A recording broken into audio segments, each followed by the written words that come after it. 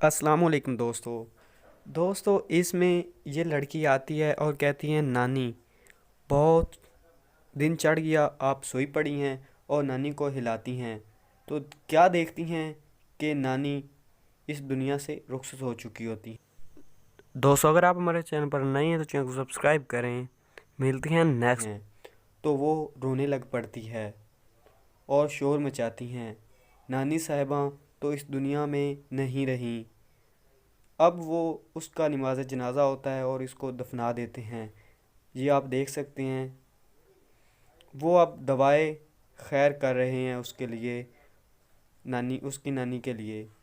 ये देखिए दोस्तों, दवा मांग ली उन्होंने